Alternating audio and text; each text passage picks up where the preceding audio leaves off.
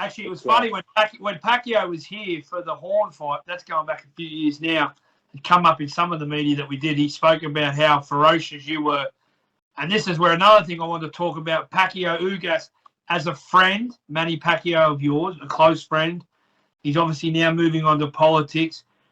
George, there was so many amazing tributes, and one of them was from you, and I got quite emotional because I love Manny Pacquiao.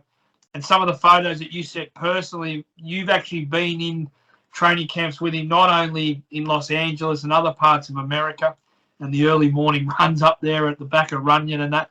But, George, you've actually been there with him in training camps in the Philippines. I wanted you to touch on his career firstly, and then watching him go out against Pacquiao Ugas. Was that a reflection on him or not? Yeah, it was hard to watch because, the old Manny, I know firsthand how destructive he is. Yeah. So it was hard to watch, but Father Time, you can't stop Father Time once it hits you.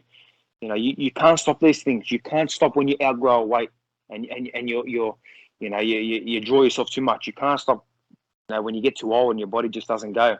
You can't stop when you've got no hunger for the sport anymore and you lose the love and the hunger's gone. They're things you just can't control. It just happens. It was hard to watch.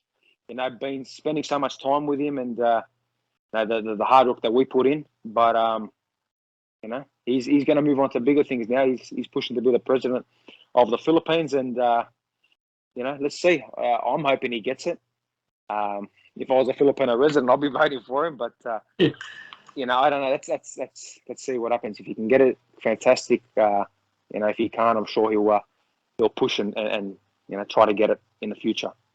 Another big fight in the works, Lomachenko versus Richard Commey.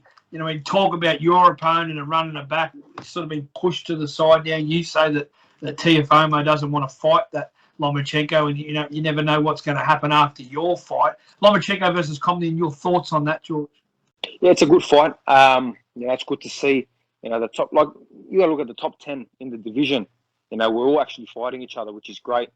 Yeah, and it's like a big World Series competition. If you think about it like that winners will move on and losers will move on to other stuff and try to bounce back up. But that's a good fight. I think Lomachenko is going to be too much for him. He's out for vengeance, and I'm looking forward to fighting Lomachenko next because he can see what he's doing.